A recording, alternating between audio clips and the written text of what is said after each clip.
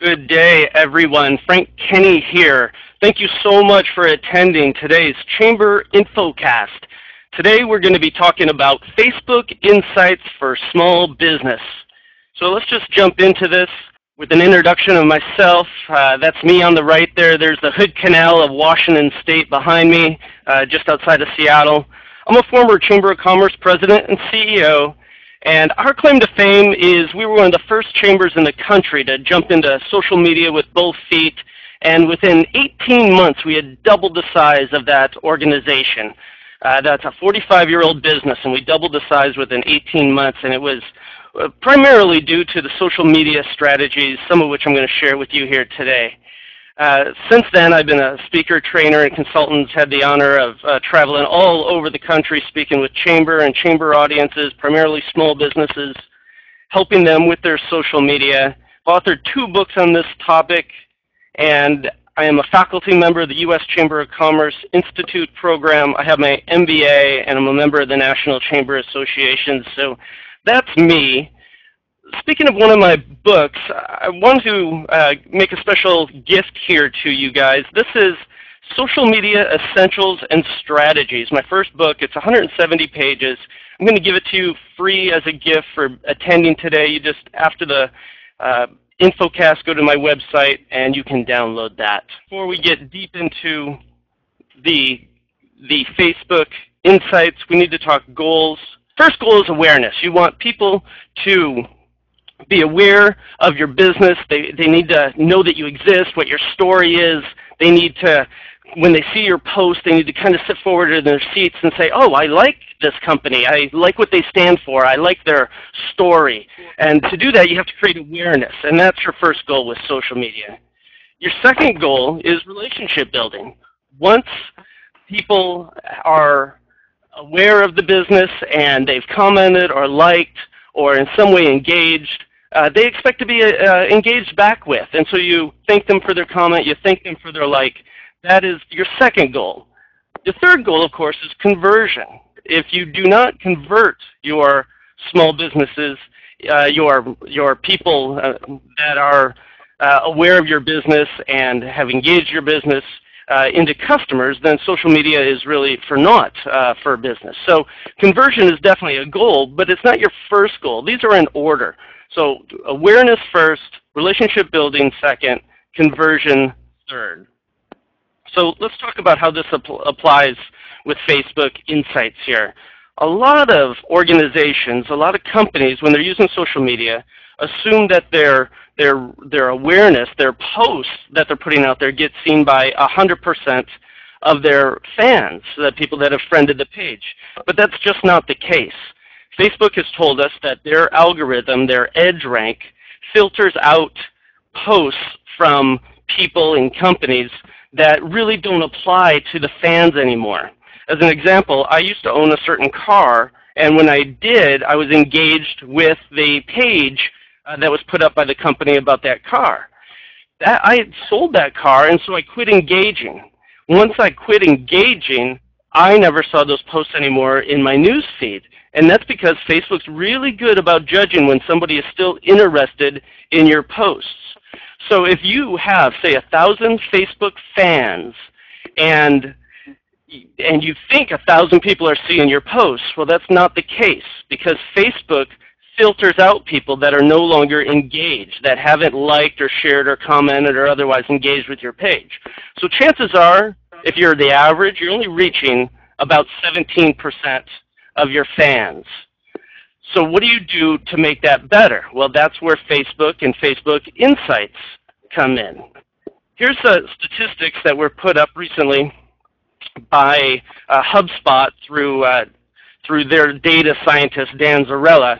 And what he found was, if you expect to get engagement, you need to post things that Facebook really wants to put in people's news feeds. And so photos, you can see the red arrow at the top. Photos get by far the most likes. And if you expect shares, if you expect awareness, that comes through photos.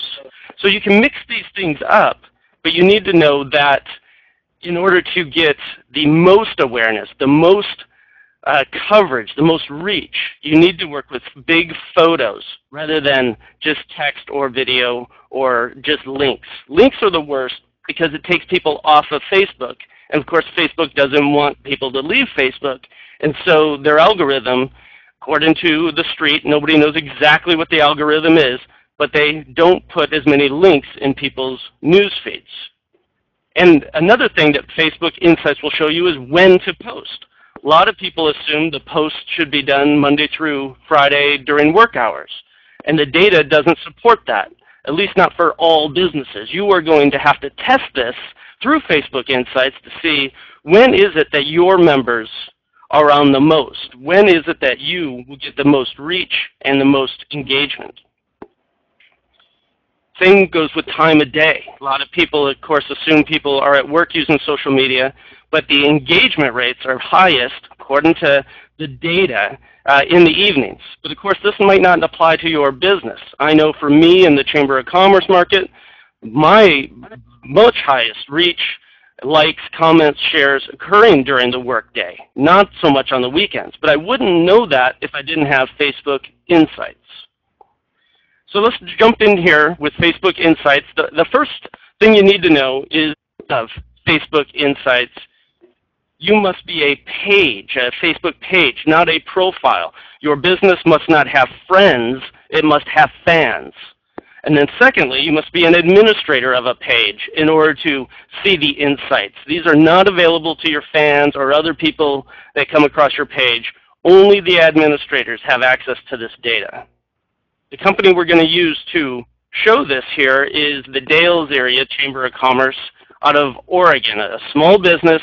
You'll notice that they have 1,237 likes, which is an average, a nice average for a small business. Anywhere from 200 or 300, a few thousand likes is average for small Chamber of Commerce sized businesses. So we're not showing here IBM or Apple or some giant business. This is a small business.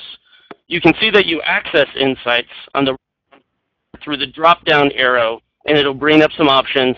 You click View Insights.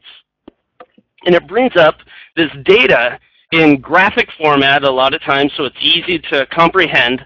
And I'm just going to run through some of these. And you can, if you brought your laptop, if you want to look at your own page at the same time, you can look at these. But in the red box I've squared there, you can see that there's the total likes, and they're up over the past week, that's a weekly number, by 9%. So that's great. You can look at this on a weekly basis and see if you're mostly up on a weekly basis. That's great. The next column there is friends of fans, and that is a multiplier of how many people potentially could see your posts. Now that is going away. Facebook is going to take away that stat, so we can ignore that. The next one, people talking about this, is people that are creating stories from your posts. They have liked or shared or commented, and when people do that, the post has a chance of showing up in their friends' news feeds. So that is creating a story, and that's people talking about this. And then weekly reach is everybody that's been reached in the last week. And you can see here that even though the page only has 1,200 likes, they've reached 8,000 people in the past week. And of course, reach is awareness. And that gives a chance for relationship building if they have engaged. And you can see I put a red arrow there pointing to one of the data points. You get to look at any given point in time back a week and see how many people did we reach that week. And if you get some high numbers, you have this insights now, this data that it surfaces as information for you to, oh, what we're doing is working, or vice versa. And of course, the purple dots at the bottom represent how many posts you've done. Each post for each day there represents a day that you posted on, and the bigger dots represent multiple posts during that day. Let's go a little deeper into the data here that's available. On the left-hand side, you can see that I've brought up the dates of all the last posts, and it's in chronological order. And you can click on any one of those posts, and it'll give you more information. You can see here that I clicked on the post at the bottom. You are invited to a jazz concert, and 987 people were reached in that post. Now that's interesting because this Chamber's Facebook page only has 1,200 and some fans. How did it reach 987 people if that algorithm pares it down? Well, you can see here that I clicked on the 987 and it breaks it down for me to tell me that I reached about, or they reached about 250 people organically. That's the people that like their page.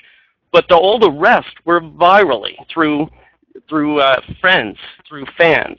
And so those are the next numbers in the box. You can see that 31 people engaged with the post in some kind of way. So they clicked on the image to see the larger image, or they liked or commented or shared. And the 14 are the ones that actually did comment or like or shared, because that creates a story and that puts it potentially in their friends' news feeds. So all of this data helps you know what to do with your posts. The whole idea here behind Facebook and social media for small business is, of course, taking strangers and turning them into friends. And then those friends, because they like you, because they know, like, and trust, they become customers. And once they're customers and they're happy with your product or service, they become salespeople for you. So that is the virtuous cycle, and that's by Seth Godin. If you're looking for somebody to read on this topic, Seth Godin has 13 best-selling books on it. Let's dig a little deeper here into, this is the same data, but I've sorted by reach. You can see that it's no longer in chronological order. It's sorted by the number of people were reached. And this surfaces for you what's working for us. And of course, if you hit that reach button again, it'll sort it the other way to what's not working.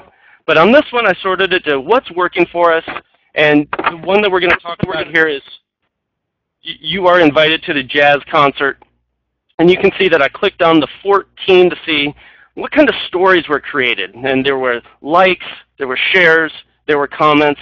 It surfaces data for you so you can see how you are creating awareness. Again, here's the same data but sorted in a different way. It's still sorted by reach, but I clicked on the engaged users. And what this shows me is how many people clicked on the photo versus generated a story. But the important thing here is that 2 people gave negative feedback. And what that means is that somebody hit a post or unliked the page when they saw your post. And Facebook then puts that into the algorithm and says, wow, this is not a good post. We don't want to share this as widely.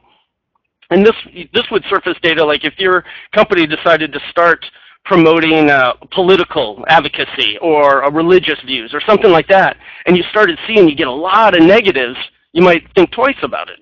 But then again, that might be your target market and it might be fine. But you need to know if you're getting negative feedback, and that's where you do that. So I just clicked on the likes tab of Insights to surface the data of what's the demographics of the people following my page. And you can see here that it's about 2/3 female, and it's in the cities that are not just in the Dales, but surrounding the Dales. So that surfaces information about your prospects, your customers, your target market that can be very valuable to you, because you're going to want to know who you are reaching. So this is the reach statistics. The Dales Area Chamber is 60% female is who they're reaching. And very importantly, here's the people that are creating a story who are liking or sharing or commenting. And that's 75% females between, and then huge numbers of those are between 25 and 64. So it allows you to know what to post. If you want engagement, if you want activity, Dales Area Chamber of Commerce better be posting things that apply to the people that are watching and engaging with their page. All of this insights help you to be a better Facebook user.